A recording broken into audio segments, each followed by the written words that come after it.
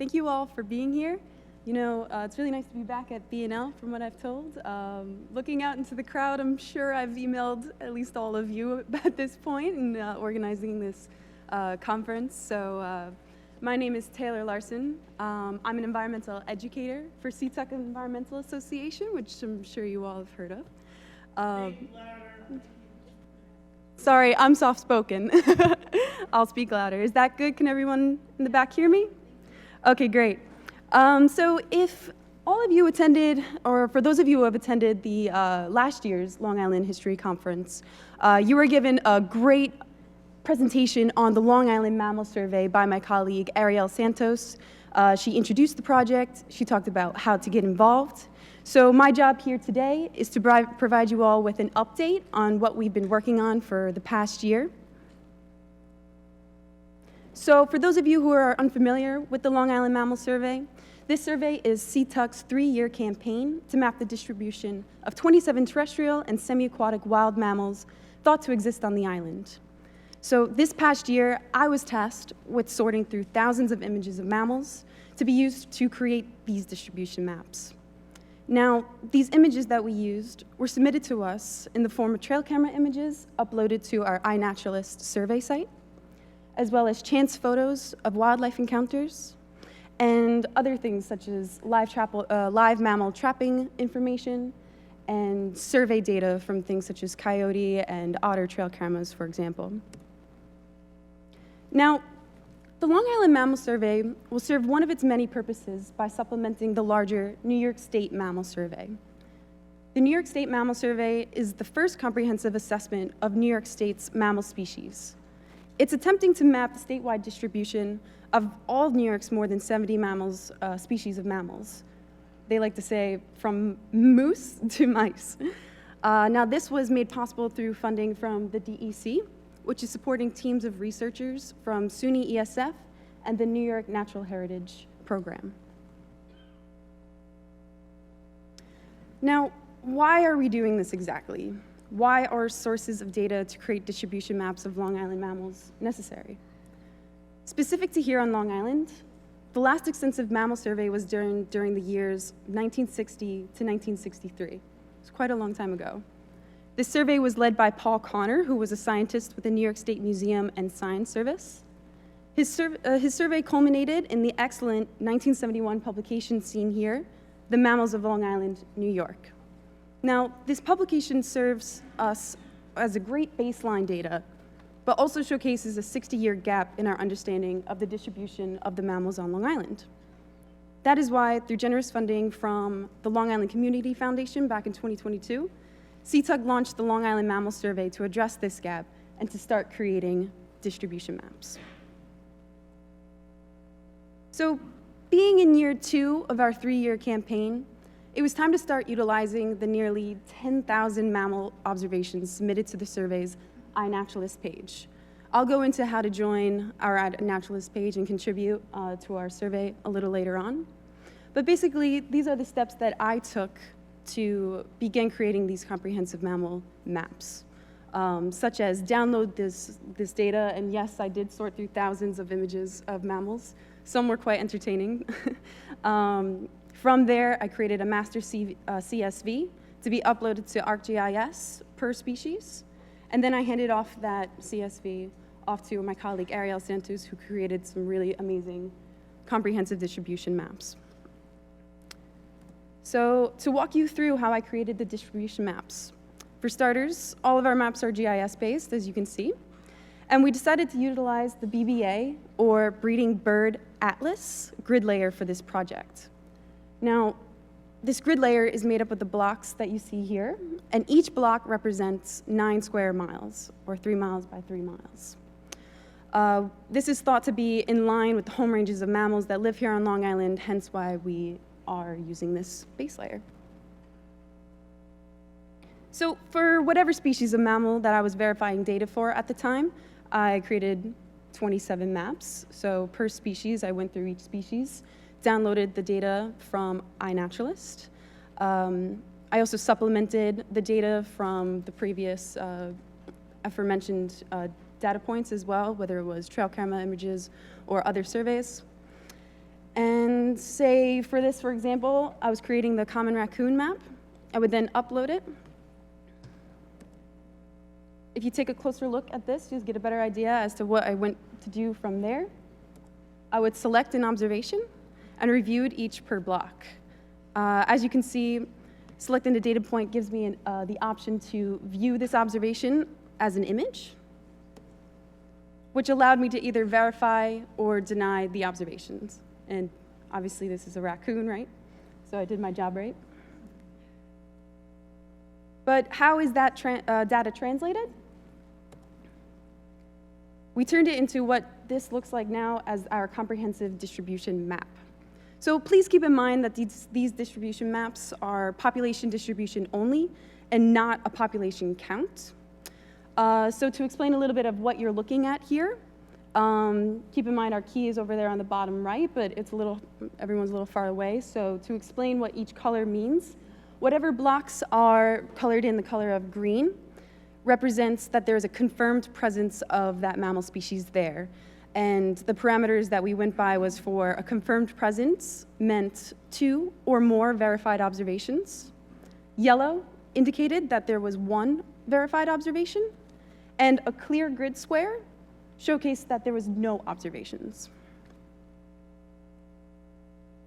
Now, here's another distribution map, specifically for the southern flying squirrel. This map showcases a change in distribution for the southern flying squirrel since Connor's time. And I'd like to note that Connor, nearly 60 years ago, mentioned that eastward, however, the flying squirrel apparently extends only as far as Riverhead and Hampton Bays. It seems to be absent from woods on both the North and the South Forks. However, clearly that information is a little bit updated.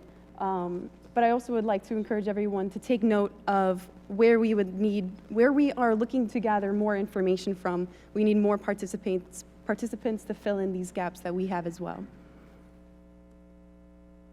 And another example of one of our comprehensive distribution maps is the river otter. So compared to Connor's time, the river otter is a new species here on Long Island. Connor notes that the time is long past since the otter was common on Long Island. It has certainly been very rare. Most of the locally active field naturalists have never even seen it. And clearly that has changed, mostly due in part due to Mike Bettini's hard work here on the island. So one last note I want to make is that, as you can see, this map is very different from the previous ones that you just viewed. It's empty. The clear grid squares showcase that there are no observations there. So what I want to note is that the DEC is responsible for managing wildlife species throughout the state, right? And management plans are created for specific wildlife management units based on the species found there and their population status. So developing and implementing management plans required knowledge of current species distribution, population trends, and threats to those species. Though unfortunately, in terms of mammals on Long Island, prior to this, there has been no comprehensive survey work done. So basically, there's no baseline data for long-tailed weasel or gray fox, as you can see here. Yet, the current the current state regulations allow trapping for those species on Long Island. Most wildlife biologists consider these species rare, and they feel that current state regulations don't reflect their population status and should be revised. So if that information concerns you and motivates you to get involved in our survey, I'd like to talk to you a little bit about how you can get involved. So now pictured here on the left is a screenshot from our, thank you, Mike. It's a screenshot from our website that you can access through seatuck.org/Long Island Mammal Survey. From there, not only can you learn how to participate through watching videos of past trainings on how to join iNaturalist or how to set up a trail camera, for example, but you can also view the 27 distribution maps that we have created over the past year. And one small announcement over here on the right, we're having a small mammal trapping workshop coming up in May on the 14th, 15th, and 16th in Mashomack Preserve. So with that being said, It was very short conservation update, meant to be, but does anybody have any questions?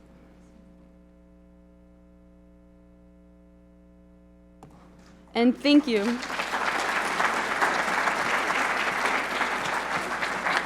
Again, if you have a question, come to a microphone. I just have one question. Connor's study, from what I remember from reading it years ago, there was a relatively rare species of, I think it was called the meadow jumping mouse. Was any of that, was that species resurveyed at all? So the meadow jumping mouse, Mike, was included. Yeah, so I just stumbled upon one that must have been flooded out of its hibernaculum. So they hibernate.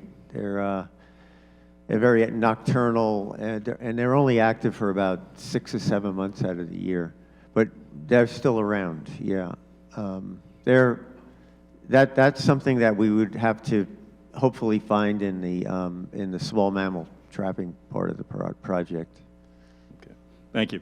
Just to add to the small mammal trapping project, so if you're interested in getting involved in that, we would like to have a commitment for you to do at least 2 sessions of trapping on your own. We can lend you the gear, and it involves 5 days, twice, and it's got to be done during the warmer months of the year. Another thing, for some of you that are working for natural resource planning agencies or conservation groups, the people who are leading this workshop are Matt Schlesinger, who's the New York State zoologist, and Jackie Freire from SUNY ESF. Jackie does all sorts of really cool things, mostly upstate. So it's a really great opportunity to get to hang out in the field with 2 awesome people for a commitment of 2 days. So 1 day to learn how to set the gear, and the second day to learn how to process what you caught. Thanks. Hey. Great. Thank you, Mike.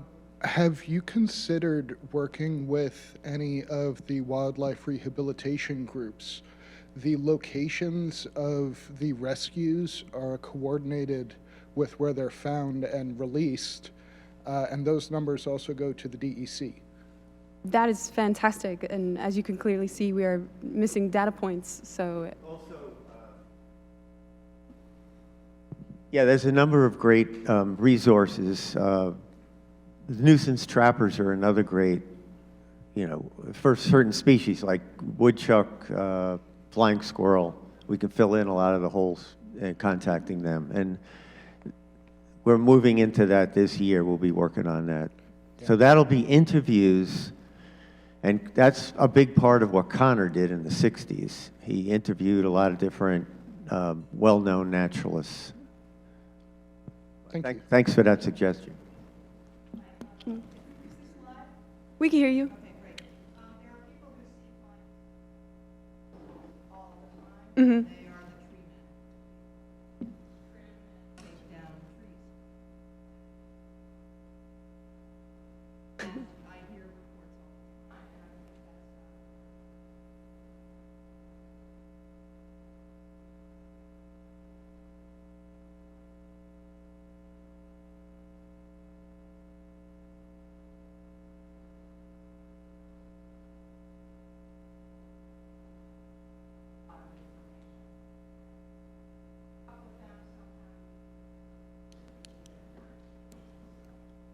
Yeah, thanks. That's another good idea. Yep. That's a great suggestion. Thank you. Okay, one last one real quick. Thank you. Thank you for your presentation. I have a question regarding foxes found on golf courses and their children's playground areas around schools. So being that there have been numerous trappings happening, these foxes are actually looking for a safe haven, and they're generally being found within these small areas of golf courses and children's school areas with wooded, being fenced by wooded area. What do you perceive to be happening in the future with that? I'm no expert on fox, unfortunately. Oh. My role here in the survey was to verify the data and to then help pass that along to create these distribution maps. But perhaps that's another group that we could get in touch with, and that could be another use of this survey as well, to showcase areas where foxes and humans are cohabitating and living, amenably. Yes, thank you. And just one other quick question. I'd like for the foxes to be preserved. That's why I brought that question up. Lastly, you mentioned, and you showed on your beautiful diagram, the raccoons. Obviously, it looks like the more population toward the urban, they're gravitated to more population due to people feeding them and due to garbage, rubbish. So in the future, how are we to preserve the raccoon species as well as the safety of the population? Right, well, I would say that perhaps it's not necessarily we have more data over in the urban areas of raccoons because of people feeding them, so to speak, but because of the people who were in those areas who saw raccoons and submitted them to our survey. So it's very possible that down the line, all of those grid squares for raccoon would be highlighted green. So that is the importance of why we need more data and more people to join our survey. Okay. Thank you. Thanks, Taylor. Taylor's going to be around, so if you want to catch her at the break,